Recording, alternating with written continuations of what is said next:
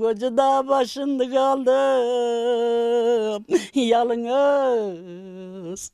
Beşti malımın alıkodu çalınız. Ey oğlum alım ey ol evlem yalnız. Yalnız evladı kaldım ağlıyor. Küçük kuzularımı çağıran arıyor. Of of. Gurbetin yolları birde eğil ki eş gözlemi girme ey o yükü.